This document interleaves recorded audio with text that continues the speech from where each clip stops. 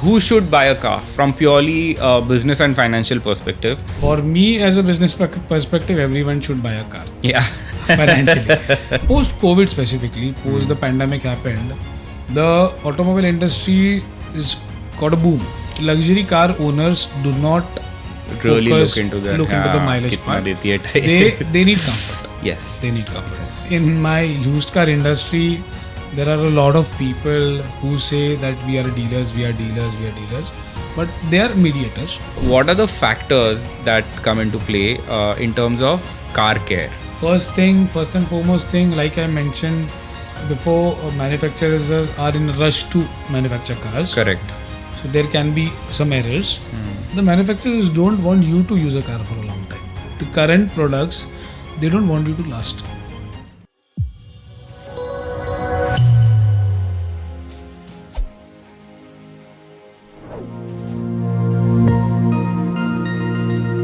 Welcome back to Business Education Unfiltered BEU podcast powered by Caliac Studios, the podcast where we deep dive into the real world insights that drive entrepreneurial success. I'm Malay from Caliac Studios, and today we are taking a deep dive into the industry that touches nearly all our lives, the automotive business. Whether you're thinking about your first car, upgrading, selling your old vehicle, you're simply fascinated by the mechanics of this entire dynamic market, our guest today is here to share invaluable lessons. We have with us Govinda, the insightful co-founder of GT Auto, and with his expertise spanning in new cars and the bustling used cars market, Govinda is uniquely positioned to shed light on everything from the infamous kitna deti hai mindset to the nitty-gritty of sales transparency, right? So get ready for an episode packed with actionable advice, industry secrets, and a true insider's perspective on buying, selling, and maintaining your most valuable asset on wheels. Let's roll. Welcome, Govinda. It's a pleasure to have you on BU. Thank you, Malay. Thank you for having me here. So as a person who's in the forefront of the automotive business, could you start by giving our audience an insight on how GT Auto's journey has been? What led you to establish a venture focusing on new and used cars? Thank you. So this story began way back in my childhood. Like any other boy, I was also keen with cars. Yes. Boys are generally fond of cars and girls are fond of Barbies. That's the thing. Yes. So yes, fortunately we at home had a couple of cars. So I was back then, it was the days of Maruti 800s and Fiats. We had a Fiat Uno, which was back then the original hatchback India had got. Correct. So I learned driving at a very early age, at the age of 9, but legally I was not allowed to drive. Correct. So, but yes, that's how the journey started. So after my graduation, there is a question always what to do. I had an incline toward the food industry, but I thought of let's give it a try. So I started collecting cars personally, different segment of cars. Then I just started. Then I used to buy a car. I used to sell it off after 4 months or 5 months. Again, I buy a car. So the trend that you buy. So that was my personal thing. I used to buy for myself, and I used to do it for 3-4 months, and I used to sell it off. Oh wow! So one fine day, a dealer friend of mine, who based out of Thane only, he asked me, "यार तू इतना गाड़ी लेता है बेचता है, you keep on buying and selling cars. Why don't you become a dealer?" मैं बोला, I honestly don't know anything about it. Correct. तो बोलता है, you can sell a product. मैं बोला, yes, I can sell a product. So बोलता है, come join me from tomorrow and you look after the new car part. So that's how was my day one. I started in March 2014 with him. I started selling new cars. Luckily, on my first day itself, I sold a car. Oh wow! First car. So a new car. A brand new car. So that's how when my automobile journey started as a seller. And after working with him for 14 to 15 months, I got married in this period. So Tanvi came into my life, and she insisted me ki you are doing good. You know how to sell a product. Why don't you start something of your own now? So I said ki we can give it a try, but we don't have a base, we don't have anything as we speak. Let's just take an office and see what happens. Yeah. So we decided to find a place. We found a place in Thane, a small place, 250 square feet. We made a nice office out of it and a name. So I was very fond of the game GTA. Yeah, GTA. I think our generation, everybody is fond of Vice City with those days, San Andreas and Vice City. Yes. So I like the GT, and GT is an automobile Gran Turismo also. Grand Tourer they call it, Gran Turismo. And coincidentally, mine and my wife's initials are G and T, Govinda and Tanvi. So we decided the name GT Auto. Nice. And we started in July 2015. Okay. That's how the journey began. Wow. So it's going to be 10 years 10 very years soon. This year. And again, just God's gift. The first car delivered from GT Auto was a Mercedes. Wow. Yeah. Wow. So, I mean, so y'all deal with, like you said, like premium, or is it like a... No. So we have, again, with God's grace, we have a variety of clients. We have sold a car as low as rupees 55,000. Wow. To crack the deal of a car worth rupees 6.1 crores. Wow. Okay. So we have clients like paper wala, chai wala, to a big giant industrialist. Wow. Okay. Because it's a product that everyone needs. Correct. Yeah. So in like we spoke, right? Like every single person, you know. So tell me, like the Indian automotive general industry is incredibly diverse, like you said, right? From paper wala to like, everybody uses.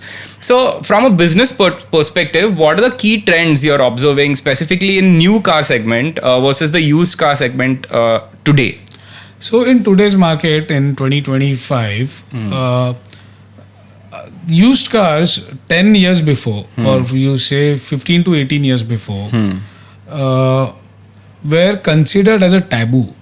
Taboo as in the Indian mindset, second hand नहीं लेना है, किसी का वापरा हुआ चीज नहीं लेना है. Correct.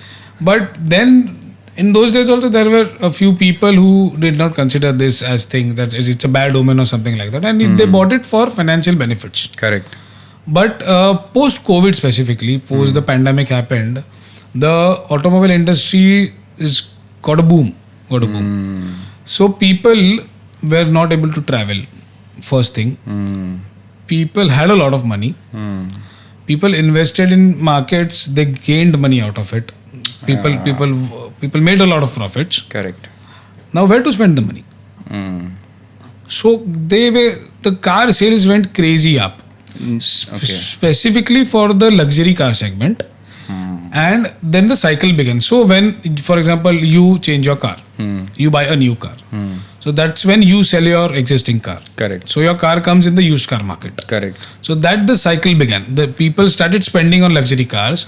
More and more luxury cars came into the used car market, and people started buying those. So this trend became, and luxury car industry boomed up drastically post COVID, and it gave a good competition to the. Of course, new car industry cannot be a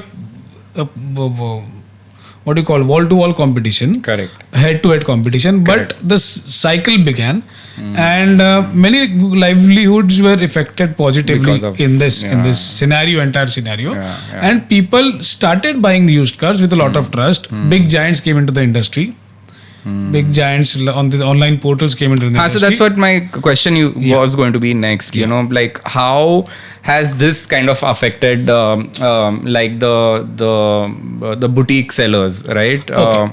So we'll talk about retail sellers like me to an online presence seller. Correct. So even sellers like me we are listed on online platforms. Correct. A couple of platforms of them for the matter. But the giants we're talking about, the giants who came into the industry recently in past 4-5 years, so they came up with big funding, big backup, and a good vision. I'll say it was a good vision. They wanted to offer transparent services to clients. They wanted to be clean with paperwork. They spent a hell lot of money on marketing. Got it. And clients got aware. Ki we can sell a car like this, we can buy a car like this. Previously, it was a traditional method to go to the showroom. We'll go, whatever the dealer says, deal will happen, and we'll pay the money and we'll get the car home. In fact, in the earlier days, in the Maruti and the Fiat Padmini days, there were waiting of 2 years. People are not aware of this. Wow. People used to wait for 2 years for a car. For a car. Crazy. So this process all became digital. Recently, if I'm not wrong, Skoda or some company came up with selling a car on a 10-minute platform. Wow. 10-minute platform. So it's all become digitally now. Wow. And how it has affected us, at GT Auto, I believe in paperwork from day one. So honestly, the processes they are following, I used to follow from day one. So paper wise, it has not affected me that I used to lack something and I have to do it now. Correct. This has not happened with me, but for me it was a blessing in disguise, because there are a few players always in all industry who don't follow business ethics and those kind of players got wiped out. Those kind of players got wiped out. With the competition, these players are. But anyone who has a business ethics, who has a process-oriented business, who has things in place, what to follow, what to not, are not affected a lot. In fact, these people have been helpful. And secondly, we as retail dealers are partners of these people. So we collaborate and work. Oh, I didn't know that. I mean, that's business great. Insider. That's an insider. That's great. Yeah. So basically, now who should buy a car from purely business and financial perspective? How does one assess, owning a new or a used car is a viable investment or a necessity for the individual or a small business in today's urban Indian scenario? Okay. Thanks for the question. I like to be very honest here. For me, as a business perspective, everyone should buy a car. Yeah. Financially. But no, that should not be the scenario. Honestly. Yeah. We don't have roads to drive cars these days. Correct. Specifically in metro cities. Yes. And like I said before, after COVID, everyone started buying cars. So the thing is that each one has one car in a house. A house of 4 has 4 cars. So that should not be the scenario, honestly, because this vehicle, car, for anyone today is roti, kapda, makan or gadi. Car has become a necessity, but we are not like a few foreign countries where you need cars to commute from point A to point B. In a country like India, the public transport is capable. Of course, it needs a lot of infrastructure development, but we have public transport. We have Ola, Uber, Rapido, various services. We have self-drive vehicles offerings, and a lot of players are there in the market for self-drive. So honestly, if you need a car for a specific purpose, you should buy a car.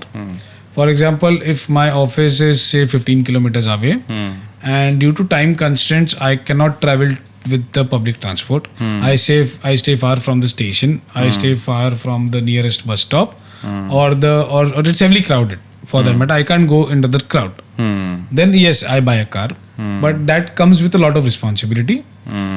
First thing is you have to drive in Mumbai, in a city like Mumbai, to drive very patiently. Traffic. Plus 2 kilometers take 40 minutes in certain areas. Roads are bad. Plus roads parking. Parking is a big issue. Again, owning a car comes with an expense. Yearly expense of insurance, yearly expense of maintenance, your tires, your toll. If you don't want to drive, then monthly expense of driver. So these all factors one should consider before buying a car. So that's what my question was. Like in terms of business perspective, what are these key factors one should consider? For example, mileage, for example, maintenance, fuel efficiency, then it can be resale value, or like what are these? Can you elaborate a little more on this? Yes, I can speak along on this in fact, for that matter. So, for example, Malay, you want to buy a car. You are a family of 3, 4. Family of 4. So, and do you like long drives? I love long drives. You love long drives. Okay. So, considering Indian roads, you should buy an SUV. A 5-seater SUV should suffice your need. Like a Hyundai Creta or a Seltos or a Tata Nexon, which is a compact SUV. Creta and Seltos come one segment above. If you have good money, you can go for a luxury car like the Mercedes GLC or the BMW or the Audi, anyone from that segment. And that's how you should decide which car you really want to buy. For a city like Mumbai, hatchbacks are the most convenient cars to buy. And about the mileage part, see, luxury car owners do not really focus, look into the mileage part. They need comfort. Yes. They need comfort. Yes. About features, everyone is offering features these days. Even a car like a 10 lakh, 12 lakh car like a Tata Altroz now has a sunroof. Wow. For that matter. They have good 16-inch alloy wheels. And the new Altroz facelift comes with a lot of features. So a 10, why am I saying Altroz? A 10-12 lakh car also has all the features. A wireless charger, 360 camera, all these features. There's a car in the market recently launched as the Kia Ceros. It has ventilated seats even at the rear. Wow. So, and maybe 1 crore Mercedes will not have that feature. Yes. So, feature wise, you can buy any car because all cars are loaded with features now. But you have to decide what's your purpose of buying the car. Do you need for self-use, single and driven, like only you are going to use the car? Do you want a family car? A family car can be a multi-purpose vehicle in an MPV, which is an Innova, XUV 700, a Tata Safari, SUV category, XUV and Safari. Correct. MPV, we have Ertiga, we have Karens, we have Innova. Correct. So you have to decide why you want to buy a car. Because once you buy, that car value is not going to appreciate. It is a depreciating asset. A vehicle is a depreciating. A car will solve your purpose of the use. It will not give you money. Yeah. So you spoke about a lot of luxury cars, but in India there has always been a Maruti mindset. Can you shed a little more light on that? Yes, it has been for decades now. Yeah. Kitna deti hai. Yeah. And that's why in automobile ads also you will see KMPL, kilometers per liter, written at the bottom, or in the CNG, kilometers per kg written at the bottom. So that's always been a factor. But the Indian car buyer has moved to a safer environment now, wherein kitna safe hai has become a priority for many. Exactly. And that should be the first priority. Ki how safe is your car? For the matter, this year itself, 24-25, Maruti Dzire is become the first Indian car to acquire 5-star rating in the Bharat NCAP. First Indian sedan car, not a car. Tata Nexon and all Tata products have been already with 5 stars, but not the Bharat NCAP. They were the global NCAP ones. So NCAP is an institution that rates safety for cars. Got it. So India has started with Bharat NCAP now. Okay. So they are testing cars, and Dzire has come up with 5 stars. Wow. So it's a safe car. So that means Maruti can manufacture safe cars too. Yeah. So considering the Indian mindset moving towards kitna deti hai to kitna safe hai, the car manufacturers are now focusing to build safe cars. They are coming up with many braking. So the strategy has kind of changed. But yes, kitna deti hai, aaj bhi in today's world also, taxi buyers are concerned about mileage. The tourist operators are concerned about mileage. And tier 2, tier 3 city people are still concerned about mileage. In urban cities, for the kitna deti hai thing, people have started moving towards electric vehicles. Electric vehicles. Yes. But yes, that factor is there and will always be there. Cars that were not good on mileage have already exited India. Because buyers did not choose those cars. Or the cars which were heavy on maintenance part have already exited India. So now currently for the past 2-3 years and the coming next 10 years, all cars that will come in India, will be sold in India, will morely be efficient cars. Of course, there will be a segment of hobby cars, like not a daily car. But the daily drivers will always be efficient in terms of fuel, in terms of safety now. So how does, say I approach you, so you gave a little lowdown of the entire industry, how it's moved in terms of strategy. Say suppose I come to you as a customer and I say ki, okay, I want to buy an X car, and I say ki, okay, kitna deti hai? So how do you strategically like convince, or like what is your way of telling people ki, okay, instead of like kitna deti hai, look at the safety, or like how does GT Auto help in this? Okay, so for me also, when I choose a car for my wife to drive, I choose one of the safe compact SUVs car I want. The reason being, and this you asked, so when I talk about safety, buyers ask, "Arey, mujhe to city mein chalani hai. I want to drive in the city. I'm not concerned about safety." Correct. Wherein I have a different perspective to this. You're standing on the road outside your building. What if a tree falls on your car? Yeah. Which is happening and during monsoon. Yesterday only there was one tree right outside my building. During the monsoon season. Now it's a common thing. Crazy, yes. It's a common thing. Metro slabs are falling. Yes. Anything can happen. Anything can happen. But in car we're talking about tree falling or a branch falling. It's a common thing. If a whole tree falls on a car, you need a safe chassis and a frame to be secured inside a car.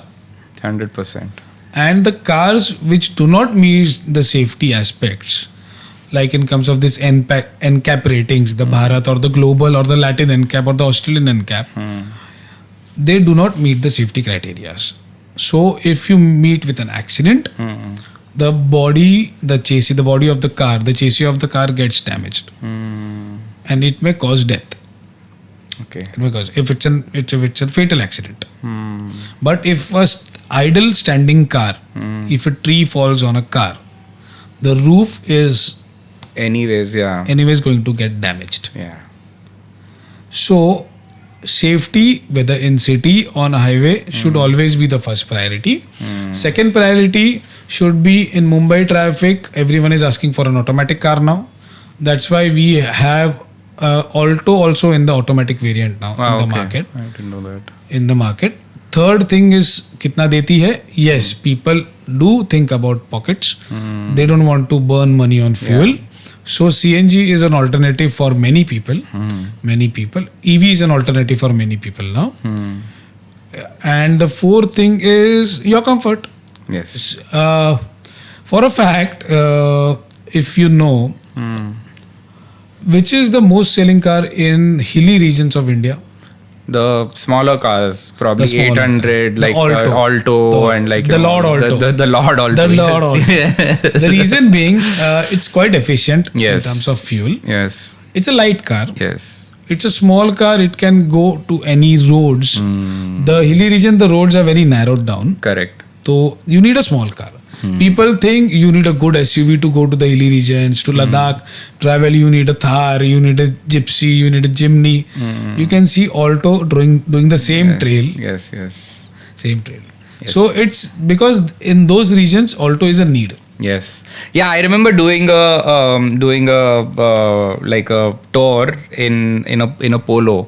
Okay. Throughout the Himalayas. Oh, and ours was probably the only Polo at that time from Maharashtra, and I could see all SUVs around, and everybody was shocked to see a Polo. But it went like a breeze. There was no issue at all. Like at any crossing, anything, and it could just fit any turn, any small road. We could just detour anywhere. So probably and the only other cars that we saw were there were like the locals driving the Jeeps and the Altos and like the smaller cars. So yeah. So we were still talking on the safety part of it. Yes. So what are the few non-negotiables in terms of safety for the customers that you would like to talk about? In today's available cars, the non-negotiable part for me should be the cars should have at least 3-star safety ratings. Okay. These safety ratings are available on websites, on magazines, on brochures also. Many cars, those who have not gone for safety rating, you may avoid buying those, or you may see what a similar product is offered by the same company which has a safety rating. Got it. So safety rating cannot be fabricated, I'll say. They are they have gone through a lot regulations, of tests. Rules and regulations and a lot of tests. See, designing a car needs a lot of money, a lot of effort. To design a car seat, they take months. Wow. They take any manufacturer to design for a bumper. How curvy the bumper should be. Okay. How many air vents the bumper should have. Where the headlight should be positioned. These all are parts of a bumper. Where the fog lamp should place. Wow. Where should be the number plate thing. We see, अरे तो bumper है plastic का टुकड़ा. No, there's a lot of effort in design to it. Correct. So luckily we have hundreds of options in the market today. So non-negotiable first part should be safety. Safety. Airbags should be there in the car. All other features are secondary. I'll say. Ventilated seat, touch screen, then your push button start, then your wireless charging, your 360 camera. These all are part of comfort. These all are not. See, you can add a touchscreen camera whenever you touchscreen player and a camera whenever you want. You can add 360-degree camera to it. You can add speakers to it. You can change color of your interiors to it. Correct. But you cannot add safety to it. 100%. Yes. You cannot add safety to a car. What will you do to add a safety? Yes. So the non-negotiable, you should buy a safe car first. So in terms of like how important is insurance with all the covers, like, from a financial risk management perspective of a car, for both owners and the car or the corporates, is comprehensive insurance like a non-negotiable in this aspect? 100%. Okay. In fact, comprehensive has now become the base one. Okay. See, insurance comes in two parts. One is own damage. Comprehensive insurance has two parts. One is own damage and one is third party. Also, what are the hidden like costs or pitfalls that arise from like insufficient coverage, so to say, relevant in both new and used car market? Okay, so like I was saying before, comprehensive insurance comes with two parts to it. One is the own damage part, which covers your vehicle, and one is a third party.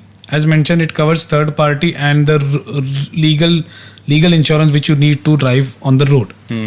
So the own damage covers these days has a lot of add-ons to it. Add-ons like the zero depreciation cover, the tire cover, the engine cover, the consumable cover. There's a return to invoice cover that you get with the new cars these days. Okay. And you can buy it up to a span of 3 to 5 years. Okay. A zero depreciation policy you can buy up to 10 years. Okay. For a vehicle of age up to 10 years. Okay. Certain insurance companies are offering. Okay. So, yes, you need a comprehensive insurance, whether it is a 5-year-old car, a 8-year-old car, or a 1-year-old car, because accidents they are not timed. Correct. They are not timed. Correct. They can happen anything. Anyone can break a glass, for that matter, or anyone can come and bump to a standing car. So, agreed. Sorry to cut you, but how does the resale value kind of affect once you claim an insurance? Can you shed a little light on that? Yeah, I can emphasize on that. It will affect again on two things. Where are you claiming it? Okay. So if you go to an authorized workshop, in the words they use, they mention it as an accident repair. Okay. When they have to claim it. When there's an insurance claim, the term used by the authorized people are accident repair. Though it was not an accident, it was a scratch, it was a minor thing. You have proofs to prove it. It was not a major. But the word accident is the psychological impact. Psychologically threatening to the buyer. Correct. Ki, this car had met with an accident. Then you need to prove it. ये तो छोटा सा scratch था. This was just a scratch which I went to the service station and I got it repaired. But they have mentioned it as an accident repair. So a car which has more insurance claims has less resale value. Okay. A car which has more warranty claims, like example, I have come across a few cars. Those had an engine replaced due to manufacturing defect. Wow. Technically, this is not the buyer's lookout. It was a manufacturing defect. Correct. But unfortunately, the buyer at the time of selling lost at least 10 to 15% value than the current market value of the same car, because his car had an engine replaced. Wow, crazy. His car, because a buyer, oh no, वो गाड़ी का तो engine ही खराब है, but it is replaced. It is replaced free of cost. It is replaced under warranty. But still, the buyer mindset has the key that car is faulty. Faulty, correct. So can you shed a little bit light on how to sell your car?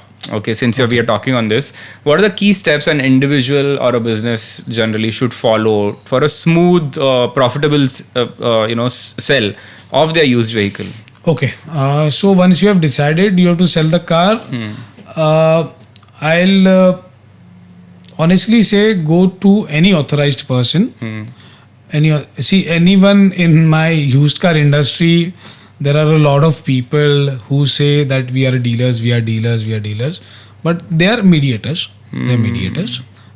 So you can come through them, or you can approach directly a authorized dealer, a dealer who has a setup, a dealer who is there for you when you need him.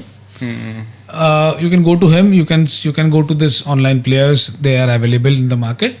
You can, for example, if you come to us, you want to sell your car. So we first do an inspection of the car.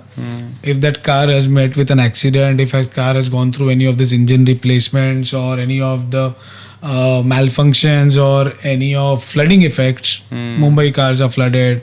Recently, Kolhapur cars were flooded. Kolhapur had a big flood. Correct. Chennai now had flood. Yes. So we have to check through if the car was flooded.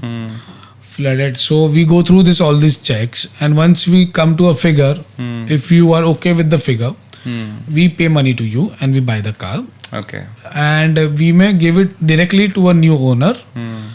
And in this process, the paper transfer is the most important thing. Correct. Because, for example, if I buy your car and I give it to a person named ABC, and I don't transfer it to ABC's name, the car remains in your name. Yes. In this scenario, if ABC meets with an accident, the police and the law is going to catch you. Exactly. Then you will come and catch me. Yeah. Because I had sold my car to Govinda and Govinda did not transfer it. Yeah. But that's all a legal process. Initially, the police is going to come and catch you. So the seller also has to be careful about who is he selling the car to, whether that person is going to transfer the car, the RTO process is going to happen on time. And yes, I have sellers who keep following up, is my vehicle transferred, and that's correct on their part. Yeah, they should. They should always check if the car is transferred. If the car, see, they need to know the location of the car once it's sold. Okay, it's gone to someone's house. You just have to be sure that it's not in your name. All that matters. It's legally. And not now, in your name. I think you get messages also that the RC transfer has happened. I recently. It's all digital now. It's all digital. No, it involves manpower still. Yes. The RTO or the transport, the industry, the ministry, we say it's gone digital. It's not. There is still a RTO office with thousands of workers in it. There are agents to do the process. All you need to do is you should do the process. Doing the process. See, if you sell it to a dealer, it's our responsibility to transfer the vehicle. At GT Auto, ethically, we do not sell a car ahead without transferring the vehicle. But yes, there are, of course, people who don't follow the practice. So you have to be cautious with those sellers. Got it. So that's what I was going to ask you. Like, in the used car market, we often see so many of these malpractices. So as an ethical player, like how does GT Auto build trust, transparency in clients? Like, and what are the red flags, especially that, the buyers or sellers should look out for to protect such practices? Like what are these like few things that, okay, this is a red flag. I shouldn't go with this player, or I shouldn't sell the car, or I shouldn't buy a car from him or her. Red flag, first thing is check with anyone who has bought a car from him. Okay. Him or her, who the player is, who the seller is. Secondly, you can go and read some reviews. Of course, there will be some fabricated reviews everywhere available these days. Yes. But there are a few genuine reviews also. Third thing, you can go and get quotations from 3-4 people before finalizing a car. At GT Auto, we believe in transparency. So whether it's a new car or a used car, we, for example, new cars, if we are getting a car from somewhere outside Maharashtra, for example, in this today's scenario, there's a cars have a lot of waiting period. There are some regions where cars are available. So we go there, we get a car from you. The car comes by trailer. We deliver it from our office or at your home directly. Wow. Sorry? I said wow. Okay. And I didn't know that that's how you deliver like a car which has a waiting period. 2 years, 1 year, in like 7 days, 10, 15 days. Oh, got it. Of course, there are some terms and conditions of course. to it. Yes. But yes, we can get you a car. Amazing. So, but in this journey, we tell you at GT Auto that your car is coming from so and so region. Place. But there are many people who hide this. They don't tell you. They tell you after you have made the payment. Got it. Your car was built from a city in Assam, for example. And then the car comes in a trailer. And then that buyer is paranoid. What will happen if the trailer meets with an accident? Or if the car gets a scratch while getting inside the trailer and coming out of the trailer? Yeah. Who will be responsible? So all these questions are pre-answered at GT Auto. So that's the transparency we believe in. Got it. And that's how whenever you are buying a car, you should be careful. Secondly, before the car gets built, there is a process known as PDI, pre-delivery inspection. Honestly, the new car authorized sellers do not do it with utmost care. You can go and personally check your car. If it's a local showroom, you can go and do a PDI yourself, whether your car has any scratches, if all the electricals are working. In today's time, delivering a car has become a this thing for a manufacturer. So they are running behind numbers. And in this scenario, cars have manufacturing faults. They have some leakages, some paint damages. These are coming. This is not the dealer's fault. This is not the dealer's fault. This Straight is the from the manufacturing part. Manufacturer. That's why doing PDI now has become a trend.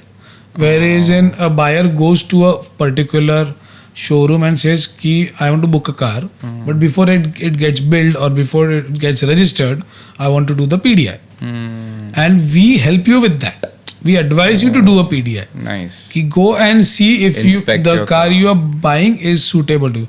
If you don't like it, we can change it before it gets registered.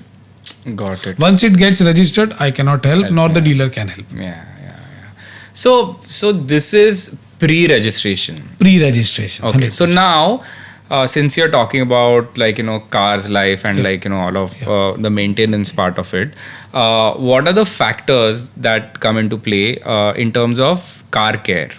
So once you buy the car, what are these in new car and used car also? Okay. What are these things that you should consider for car care that will extend the life of the car? Okay. First and foremost thing, like I mentioned before, manufacturers are in a rush to manufacture cars. Correct. So there can be some errors. They are ready to rectify it when you buy a car and go to them for first service. If they are not able to rectify it, get it rectified first thing. For example, if it has a paint correction, if it requires a paint correction, and if it did a paint correction and that is not satisfactory, go to a good, nice workshop and get it done at your end. Secondly, about the paint. So when a car comes from a manufacturer, it is not fully finished. Okay. It gets finished at the dealer's end, who's the reseller, and they charge you for that as an add-on package. For example, ceramic coating, you might have heard, a graphene coating, correct, polymer coating, correct. Then there is PPF now. Yes. So PPF is exactly like a scratch guard of your, like a phone. Okay. The phone has a screen guard, a scratch guard. Yes. A car has a PPF. There's a plastic coating. Vinyl, not a coating, it's a film. Oh, okay. PPM is a film, paint protection film. Okay. It's a proper film, like a tinted film you apply to your glasses. Same thing, it's a thick film with certain microns, 200, 250 microns thickness of the film. And they apply it, they paste it on your car all over. Wherein if someone scratches it, the scratch applies to the PPF. It doesn't go through the paint and through the metal body of the car. Got so this is a aftercare you can do. if PPF you find it's an expensive thing, then you can do a coating, a basic coating like a polymer coating, a graphene coating, a ceramic coating. There are various products available in the market. But yes, as a buyer, you should do it because a manufacturer doesn't give all this. Got it. So now, since you're talking about the maintenance, I also wanted to ask you about like how periodically you should service your car, because sometimes probably my kilometers are not done. Yeah. And I don't travel so much. Yeah. Should you still be servicing your car? Yes. Okay. Yes. First and foremost, before taking a car anywhere out, you should check your tire pressures. Tire pressures play a very important role. Secondly, the coolant and the water in the radiator, the coolant in the radiator, because that cools the engine. Correct. Secondly, third thing is your engine oil. Engine, which is a basic fuel. Like your car needs a petrol, your engine needs an engine oil. Correct. So that these three things, basic things, you need to check always. And in intervals, when you talk about engine oil, you can get it checked once in 6 months, even if your kilometers are not done. If your kilometers are done, then you should follow the cycle provided by the manufacturer. Each car has a different manufacturer servicing interval. For example, Volkswagen and a Skoda has a service interval of 10,000 to 15,000 kilometers. Wow, okay. Whereas an Maruti may have a service interval of 5,000 to 10,000 kilometers. Or Toyota also may have an interval of 5,000 to 10,000 kilometers. So, but people after first 2 or 3 years tend not to follow the intervals. They miss it. But that should not be the scenario. A car can last for 20-30 years. Oh. There are cars in the market. For example, there are people still driving the 2005 Innova which was launched. Wow. That may have clocked maybe 4-5 lakh kilometers till now. Wow. But why is that car still on the road? Because that person must have followed a service interval. Wow, okay. A car is meant to last. If you service it regularly, if you maintain it regularly, why will it not last? Correct. So people also think that the authorized service centers are very expensive, and from business operations standpoint, right? Yeah. So can you shed light on the cost structure and service centers versus a local garage and something like that? Yeah. See, for the first 3 to 5 years at least, when your car is under warranty, under manufacturer's warranty. See, there are third-party warranties also available now. Correct. But I'm talking about manufacturer warranty. You have to go to the manufacturer for servicing the car. Because as per his schedule, you have to service the car. Correct. And if you don't follow the schedule, your warranty gets void. Now, many people don't know this. Oh. Then he may have a right to cancel your warranty also, because you have not followed the schedule. Okay. So that's where a schedule should be followed.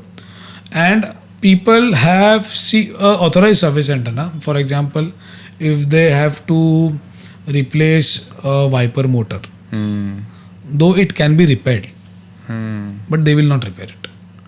They will replace it. The word repair is not there in their dictionary. Oh, it's replace. It's replaced. Part nikalo, naya part dalo. As simple as that. Because they don't want the headache to that part to get malfunction again. Yeah. So that's why the cost there is expensive, because they don't repair it. And that's why garages work. That's why the other non-OEM workshops work, and they are living their livelihoods because they are able to repair those parts. See, it is not a necessity that part needed a replacement. That part can be repaired, but the authorized one will not do it. Authorized one as in the company service center. They'll just replace it. They will replace it. And that's why those are considered to be expensive. So that is the scenario. Got it. So now all this while you're talking about, petrol or fuel driven cars. So now the trend is heavily changing towards electric vehicles. Yes. So how is GT Auto India, the market adapting to that change? See, the change is happening, it's evolving. Thanks to the government policies, government is helping buyers and encouraging buyers to buy electric vehicles. They are coming up with subsidies. For example, when I personally had bought an electric vehicle, I had gotten subsidy of 2.5 lakh rupees from the Maharashtra government. Okay. That is a big amount. Yes. 2.5 lakh is a big amount. That can be my fuel cost for 3-4 years at least. Yes. If I had a normal petrol or diesel car, that could be my fuel cost. So thanks to the government policies, I was encouraged to buy an electric car. Secondly, my usage was in the city limits only. Correct. So I did not bother about the charging infrastructure. But as we speak, the number of electric car buyers have increased a lot. Yes. Increased a lot. Thanks to the charging development in the charging infrastructure, people are getting inclined towards buying an electric car. Government is helping them by giving subsidies, by giving some rebates on taxations. Correct. So road tax is not there, for example. Road tax is not there. Yeah. Secondly, the depreciation part which business owners or which corporates claim on their cars has a higher percentage in the electric vehicles. Oh, so it depreciates faster? It depreciates more. Oh, okay. More. Depreciates more. Correct. The percentage you can depreciate is more. So in the claim that you can depreciate is more in the electric vehicle. Oh, okay. That's why the corporate houses are going more towards electric vehicles. Oh, okay. Second thing. Third thing, electric vehicle is as good as a electric go-kart. Correct. It does not have a rocket science to it. Correct. You don't need a lot of maintenance to it. You don't need to replace the engine oils and everything. Of course, if there is any malfunction, you have to just tow the car. You cannot repair it on the spot. Got it. If there's a malfunction, you'll have to tow it to the workshop, and only the authorized workshop can do it. But when the manufacturer is ready to offer a 8-year warranty on a motor and a battery, there's no harm in buying an electric car. 8-year warranty. 8-year motor and battery warranty. Wow. And a car warranty on other components are 3 to 6 years, depending on what plan you have. So, how often do you need to service these vehicles then? Once in 6 months. Okay. So they go for a check. The battery is checked. In fact, these cars are all software driven. Okay. So when the authorized service person attaches his laptop to the car, he gets each and every detail of when have you charged the car, how have you charged the car, what was the percentage when it dropped down to, has it gone to 0% ever. So he has a sheet of everything on a paper that this is you are following, this is you are not following, because it's all a software driven car. Correct. So you should go once in 6 months. You can get it checked if your car battery is fine, if the battery cells are fine, if your car is charging well. How long has it been since our first EV in India has been launched? Has it been a decade yet? Not yet. No, it has not been a decade yet. If I'm not mistaken, 2019 was the first Tata Nexon that came up. So 6 years. 6 years around. But it came to a lot of trend in 2021. Okay. So in 4 years, what is the change that you've seen? What is the shell life of the battery? Or like, can you tell something on that? Yeah. So as a user, my personal car did not meet with any of the battery issues. Okay. But I know many buyers who had issues. Okay. Many of them buyers. Okay. And the service centers were able to solve the issues. Got it. Solve the issues, but with a lot of time. So that's again when people got little bit frustrated with buying an EV. Ki why to buy a EV? ये तो service center में खड़ी रहती है जाके. But it's like an evolving market, so I mean, it will take time. See, India is not 100% EV ready. It will take 10 to 15 years more to get towards a greener thing, and by that time, India will also figure out how to dispose of the battery. Correct. So I was just going to come to that because we talk about sustainable and greener and everything, but there's lithium ion batteries that are there, and those cause a significant damage to like the earth as well. Yeah. And we don't have an infra to dispose those. So that's what I was going to ask you. Do you have any idea in terms of what is the government trying to do or how? So we say it's sustainable or environment friendly, but how much in terms of percentage is it still causing any harm? No, honestly, on that forefront, I don't have an exact number on how it is sustainable or that. But I am sure the government is working, because we are seeing a lot of electric vehicles on the road, and then there will be time in next 2-3 years that these batteries are going to get damaged and they need to be disposed of.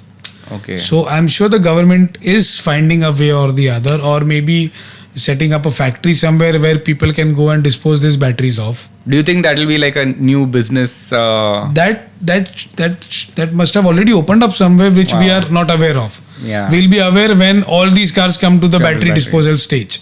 Got it. That Got it. should be a business already. Yeah. Like if you don't know, garbage collection is a big business. Yes. It's a very big business. It's a multi-billion-dollar business. Yes. Same way for electric vehicles, the waste is battery. The only waste they make is a battery. Electric waste, e-waste. Yes. So when we were talking about the EV, you spoke about subsidies. Yes. But when I look at, say, websites, the EV price point is priced like, say, 5 lakh, like 2 lakh, 3 lakh rupees above the general petrol or diesel cars. So in terms of fuel, so if I calculate ki, okay, say suppose my normal petrol car is like, say, at 10 lakhs, but the EV would be at 13 lakhs. And the price of my fuel of those 3 to 5 years will be around 3 lakhs. So is there something like this? No. So not all EV cars are priced more than the petrol cars. Okay. For example, a Tiago, small Tata Tiago EV electric, you can get it at a price point of 10 lakh also. Okay. Whereas the petrol Tiago may cost you 9 lakhs, 8.5 lakhs or 10 lakhs. So there's not a huge difference there. Correct. But how you calculate you save is, there's a reverse calculation to it. So I'll explain you, and to all the viewers also. Please consider this before buying a EV. Okay. Please do a reverse calculation. The reverse calculation method is, for example, if I use a petrol Baleno today, my car gives a fuel economy of 12 kilometers per liter. Fuel is priced at, say, 120 rupees. Considering 12 kilometers per liter, my per kilometer cost is 10 rupees. Correct. The running cost of my car is 10 rupees. So, for example, if I use a Baleno, my Baleno daily running cost is 10 rupees a kilometer. Fuel is at 120 rupees. My car's mileage is 12 kilometers per liter. I use it at 10 rupees a kilometer. And say if I go switch to a EV. So EV, for example, when you talk about my EV, personal EV, my car is given mileage of 200 kilometers and one charging cycle. My current electricity consumption rate, it is 11 rupees. And my car needs 30 kilowatts to charge it fully. So 30 into 11, it is 330. And in that 330 rupees, plus maybe the GST, you consider it 400. Correct. You consider it 400. My car runs 200 kilometers. So I'm running an electric vehicle less than 2 rupees. 2 rupees. Say you consider 2 rupees. See, we are not considering the maintenance part. We are not considering the insurance. We are not considering the tires. We are just considering the running cost. Running cost to running cost. कितना देगी? Running cost to running cost. कितने में देती है? Running cost to running cost. Correct. So it comes to 8. There's a difference of 8 rupees in my car, considering a Baleno which comes to 12 ka average and a Nexon with a 200 ka range. 200 ka range. Not exactly 200, but you consider 200, a ballpark figure. So I save per kilometer, I save 8 lakh rupees. 8 rupees I save in 1 kilometer. Correct. Yearly I drove 10,000 kilometers. I saved 80,000 rupees. I used this car for 5 years. I saved 4 lakh rupees. I saved 4 lakh rupees. Now here's where the maths is. If I buy a 12 lakh rupees petrol car and a 12 lakh rupees electric car, Nexon is not priced at 12, it is priced way more higher now. But if I buy a 12 lakh to 12 lakh car, and say in those segments, if I save 4 lakh rupees in 5 years on the fuel, so your initial purchase of 12 lakhs less the 4 lakh, you have used the car in 8 lakh rupees. Now what resale value you get of that car will be your actual savings. Correct. Wherein a 12 lakh petrol car, which is a running product in the market. I'm not talking about odd product. A odd product like a Nissan Micra doesn't have a resale value. Or something like the Ford Figo, which is now gone, doesn't have a resale value. Correct. A running product, for example, a Baleno. It is running in the market since 2016 now. Yes. It is still running. It has good sales numbers. It has everything. Yes. It's a 12 lakh rupees car. Yes. If I try to sell it after 5 years, I will still get a figure of 5.5 lakh to 6 lakhs back. Correct. Wherein I have used the car for 6 lakh rupees for 5 years. Whereas in the EV, out of the 8 lakhs, how much I'm going to get it back will be my actual saving. How much you get it back? Or you don't We know? don't know. We don't know. As we speak, the resale values are very bad for EV. Oh. A 4-year-old Nexon EV or a 4-year-old, a 2021 car, a decently driven, same calculation, 40,000 kilometers driven. The car then with the subsidy was for 14 lakh rupees. Original price was 16.5. Government in Maharashtra gave 2.5 lakh subsidy in the year 2021. Is not even fetching 7 lakh rupees. Wow. So the seller is losing 50%. Has he really saved 7 lakh rupees in fuel? No. No. Crazy. Wherein if you would have bought a 14 lakh rupees petrol car and you would have thought of selling that car, you would have got at least 9 lakh rupees depending on again which car he's buying. If you would have bought something like an Ertiga, you would have got 10 lakhs back. Yeah. If you got something like 1 lakh. Wagner or Ertiga. Or Desire. You would have got 10 lakhs back. Yeah. So it's all, so anyone see for a EV effective usage of the electric vehicle, the more you use, the more you save. EV has a reverse calculation, like I mentioned. You have to use it to the fully. 1,60,000 kilometers ka company is offering warranty. Use the car for 2 lakh kilometers. And after that, if there's a need arises of you to scrap the car, scrap it. So don't resell it, just Use it till you can. If you're buying an EV with the resale factor, don't buy it. Don't buy it. If you're buying the EV for the taxation factor, like we mentioned, the depreciation, that's a different game. But are the subsidies still there? In Maharashtra, for the EV, it's not fully subsidized. There's a part subsidy. Like for example, road tax is still not there for EV. That's again a heavy amount. In Maharashtra, you have to pay a minimum of 13% to a maximum of 20% as a road tax. Wow. So you save that. For example, a car like Innova Hi-Cross, which has an ex-showroom of 31 lakhs, has a road tax of 4 lakh rupees. Wow. Yeah. So you save that. And there are a lot of good EV cars in the market these days. BYD is now with 4 cars. Yeah. See, it's a Chinese product again that... but the batteries are also manufactured by... All batteries are manufactured in China. You talk about Mahindra, the batteries that Mahindra are using, Tatas are using, they're all manufactured in China. Because they have that charging, they have the manufacturing capacity. Yeah. They have gigantic factories to manufacture these batteries.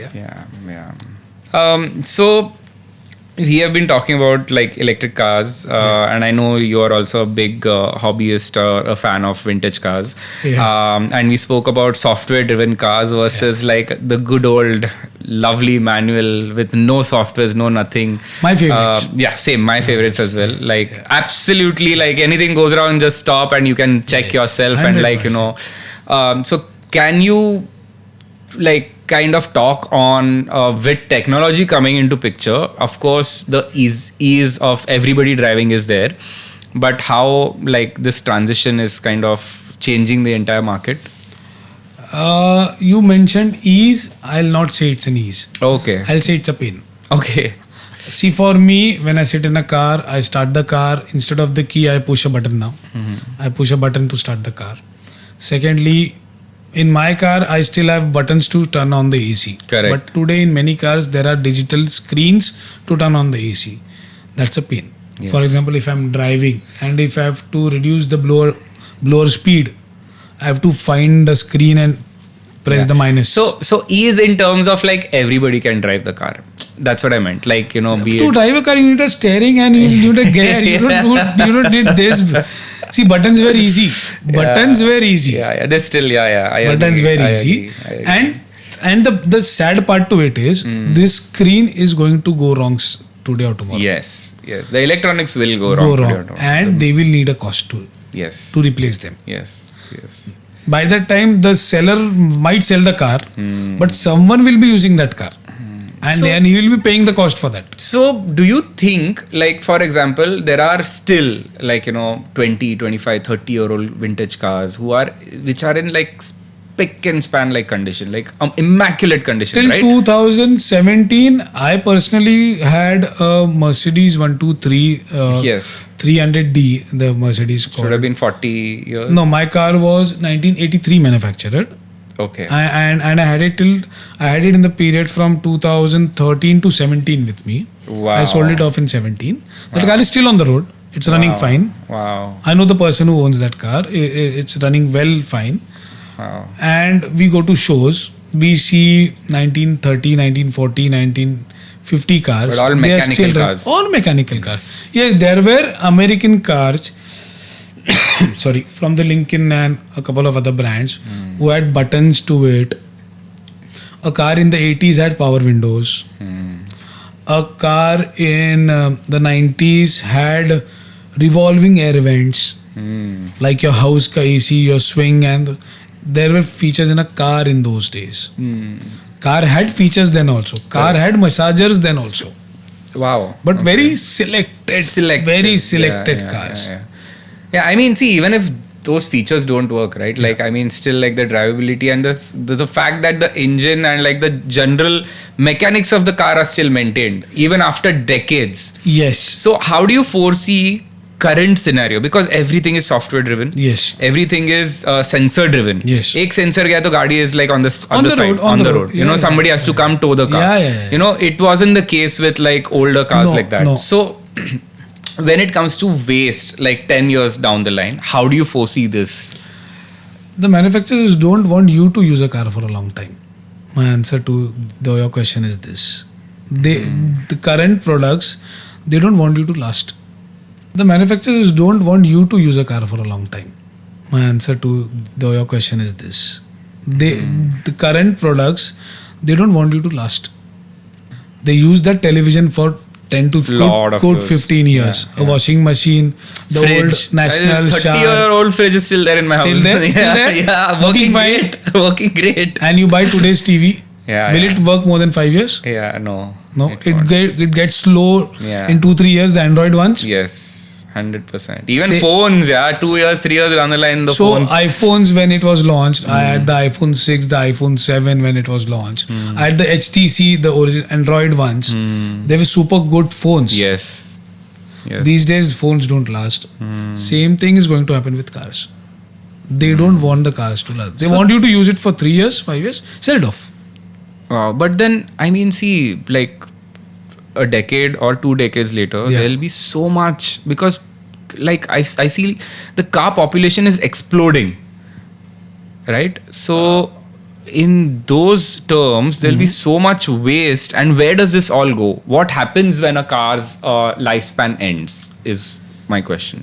See, India as a country is coming up with the scrapping policy. In Delhi, there's already a rule for 10 years for diesel and some years for the petrol ones as well. In Delhi and maybe in Haryana and some regions of India, but not entire India. See, in finance, they are talking about one tax, one nation, one tax, some policies. They have been developing with some policies. So for automobile users, for automobile enthusiasts like me, we also expect some policy for automobiles, wherein daily cars, for example, daily cars should have some lifespan of say 15 years, but you cannot curb the car. You can make it mandatory for all the cars. For example, if I love my current car and I want to preserve it for lifetime, I need some ways to preserve it. Yes. For example, if I would have still owned the 83 Mercedes, I would have loved to kept it for another 10 years. Yeah. But with the scrapping policy, if you make it compulsion, I'll have to scrap it.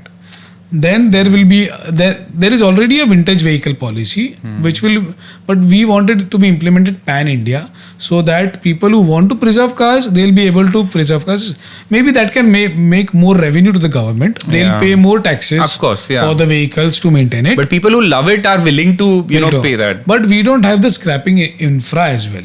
Okay. We don't have that scrapping, like for example in the Arabic countries, in the Arab countries, there are scrap yards. They have to scrap the vehicle after certain years. We don't have those ready in India now. You can't see a scrap yard easily.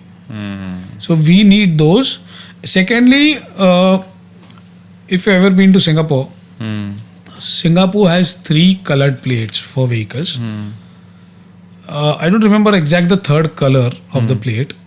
Those vehicles are allowed to drive on the road only on Friday, Saturday, Sunday. Wow. They have paid a tax only for 3 days to drive on the road. Oh. Yeah, that's a rule in Singapore. Oh. So it's similar like what the Delhi government is trying to implement, like alternate day, Yes. but without a number plate. They tried it a few days ago, but it did not go through. Yeah. Because implementation is an issue. When we in a vastly densely populated country like correct. countries, implementation is not easy. See, we blame the government kuch nahi karti. But for example, you and me, we travel in a car. How many times we have wore the rear seat belt? Yes. How many times? Wasn't it a compulsion few? It has become a compulsion. Yeah. Even the cars have beeps now. Beeps, yeah, exactly. But are you wearing it? Am I wearing it? Yeah. Are we implementing it? Yeah. So it all starts from implementation part. So same thing is with scrap yards. Once the scrapping policy comes and it gets implemented, yes, everyone is going to follow that. The Saturday Sunday thing or the alternate thing, if it gets implemented, people are there willingly, they're happy to follow it. For example, I meet a lot of car buyers who don't need a car daily, or they need a car is on a Sunday. Correct. So they will be happy to pay a tax like that to use a car. I'll be use my car only on Sunday. Other days they may use Ola, Uber, or they may use public transport or a two-wheeler. Yeah. Or a two-wheeler for that matter. Yeah. But we need implementation. The execution, the implementation is an issue. So, but like you said, there are scrap yards. Like, where does all of this, like, are there scrap yards in Bombay? Where does the vehicle get scrapped? Like, say my car is like 20 years old. Okay. It's a petrol car. 15 years is the petrol scrap policy. Yeah. So where do I have to go to scrap? And I'm guessing like government also is giving some subsidy to scrap your vehicle to buy a new one. That's not implemented in Maharashtra yet. That is Okay. implemented in some parts of India. Now again, as I said, this should be a uniform policy pan-India. For example, number portability is a policy mainly practiced in Punjab, Chandigarh and Haryana. Punjab and Chandigarh for that matter.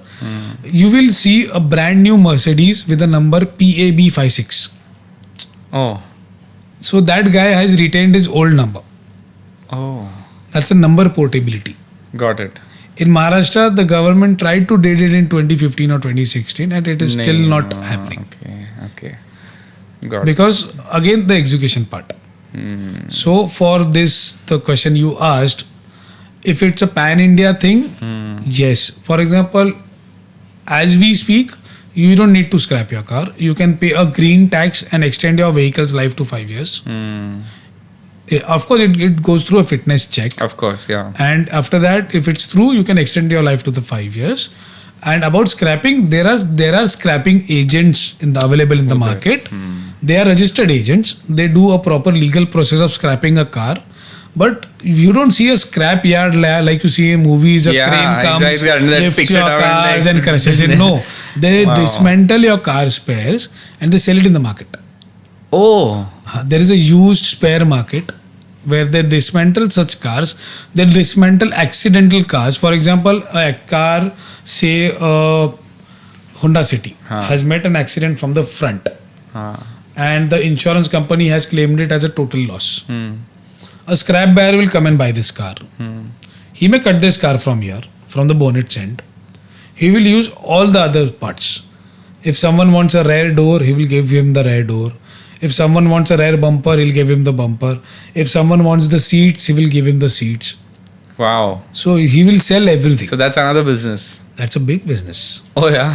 Oh in my fact, India is a big importer for used spares from Sharjah.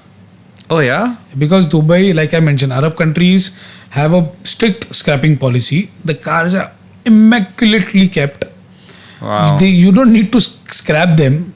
So even there, the cars, the parts are removed and the shell is scrapped, and the parts are then sold worldwide.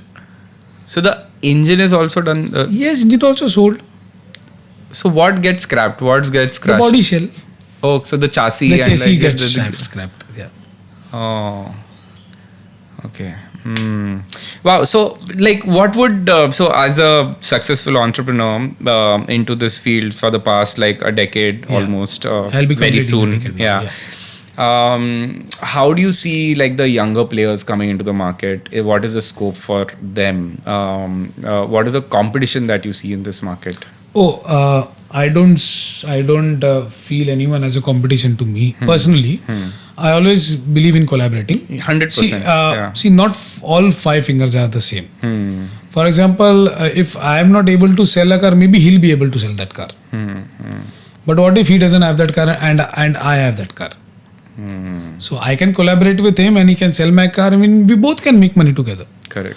So, and this young minds you're talking about, they see, I'm not too old. I'm not too old, but they maybe have a better marketing strategy than me. Yeah, I was going to talk about the Gen Zs and how they approach. So they have a lot of good things to sell a product. They're coming up with some mind-blowing strategies as well. So, for example, if I am a decade-old player now, if I can't adapt to that strategies, I can use those strategies. Yes. I can collaborate with them. Yes. So more players are welcome. But my genuine suggestion to anyone coming in this industry, this is a capital intensive industry. This is a space constant industry. In an urban country like Mumbai, a urban city like Mumbai, you need space to park your cars. So in my industry needs both space and capital, money as well. So think twice before entering it. And be honest with your trade always. Be honest. But see, people in today's world, people are earning money digitally. Yeah. They are earning with more than maybe with what we are earning. So there are other ways to earn money as well. There are n number of ways to Bitcoin and what all things have come. Correct. All things have come. But my industry needs a lot of space. So consider that before getting into the automobile industry. Yes, it's a very wide industry. It's a very wide industry. I still come across a few businesses in my industry. It's still daily I come across. For example, recently I came across a guy who sells only buttons of a car. What? The power window buttons. Yeah. He sells only buttons. Really? He sells only buttons. Buttons of all cars. He has buttons of all cars. Wow. He has a shop specialized for all those buttons. Oh, a niche. Yeah, a niche. It's a necessity. Button goes wrong. Yeah. किसी के पास stock नहीं है, मेरे पास है. Arey, amazing. Monopoly product.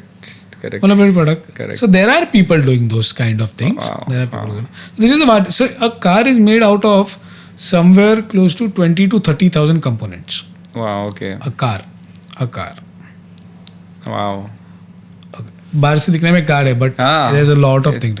There are n number of screws to it. There are n number of rivets to it. There is engine has a lot of thing inside. Very complex. Very complex. Yeah. It's like the human body. It's a complex body. It's a complex body. Yeah, but that's what like the software driven things have made it even more complex is what I feel. Yes, and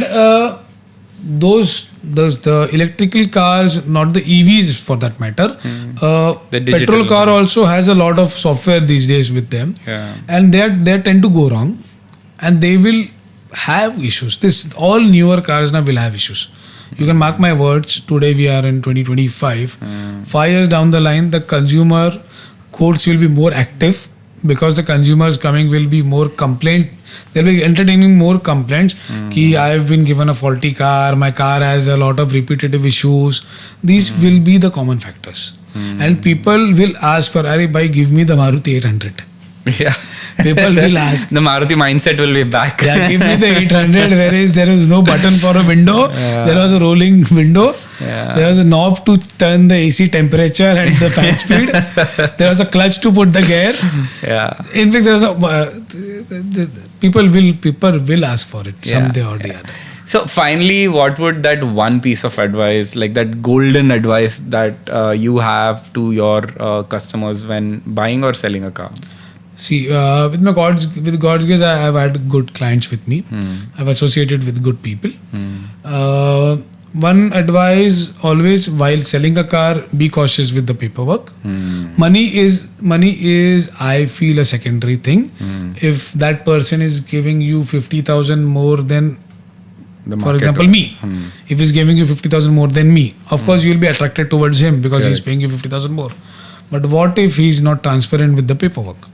You will pay a more sum than 50,000 for that thing. For new car buyers, always go to anyone who's transparent with your car. There have been instances whereas dealers have sold old manufacturer cars telling that this is not an old manufactured car. So always go to any seller who's very transparent with all these factors. There are dealers who take money from you for a full cover insurance and they don't give you full coverages. They charge you money for original accessories. They give you some aftermarket Chinese accessories or some other accessories. So there are a lot of factors. So always go see, and all the industries work on trust. So honestly, if you're just going to anyone for the sake of discount, I'll say don't go to him or her. You will not be able to trust that person. So I remember once I was talking to you and you spoke about every year the price points increases by a certain percentage. Months, not years, months. Oh, months, okay. So how does the value of a brand new car with respect to months and versus a newly manufactured next gen car, how does that differ, and do they sell at a similar price point? Like for example, if a car is manufactured in 2024 and the same car is manufactured in 2025, but because of the inflation the rates have increased, does the 2024 car also sell at the same price, and how do I differentiate which? No, you will get a 2024 car at a good discount. Okay, so in fact, thanks you mentioned, that will be a viable buy. That will be a sensible buy. Okay. Because you're getting the same car. Of course, if the features have changed and if the car, the 25 car has more features than 2024, then it's an individual choice. But if it's the same car, exact same product, only the year of manufacturing differs, and you're getting a 2024 car for say 10% less than the market price, than a 25 car price, you should buy it. It's the same product. Okay. Then how does the after sale, like the resale, after like say I want to sell the car after 10 years, that 1 year is going to be counted as? That 1 year will always be counted, but your loss will not be as you saved. For example, if you saved say 10% in the buying process, you will lose 5% in the selling process. Okay. Still you are at a profit of 5%, say, I'll say. Got it. So it's always better to reach out to people for deals. Okay. For example, not everyone will have a good deal. You may reach out to many people like me who may have deals. For example, recently I sold a 46 lakh rupees car. 46 lakh rupees car for a 12.5 lakh discount. Wow, the Toyota. Yeah, you guessed it right. But the guy sold a car with a 12.5 lakh rupees discount. Wow, that's crazy. And that was not a 24 manufactured car. That was a 25 manufactured car. Wow. One dealer had a good deal. I was able to grab it for my client. I gave it to my client. Amazing. He got super happy. He recommended me to another 2 people. And that the chain is now on. Wow. So it depends on what exactly you are looking at. Yeah, nice. So advice is done, and then I'll just okay. So Thanks, Govinda, for being here. Thanks for sharing, to you for sharing these inviting me. incredible insights on new and Had used automobile, cars. I'm sure the viewers have really enjoyed this. Yes. And for the audiences, if you are buying or selling a car, where is it that they can reach to you or talk to you or? If you Google GT Auto Thane, you'll get all my details. Okay. Before reaching out to me, you first subscribe to Caliac Studios. Thank you. All the details will be mentioned in the description below.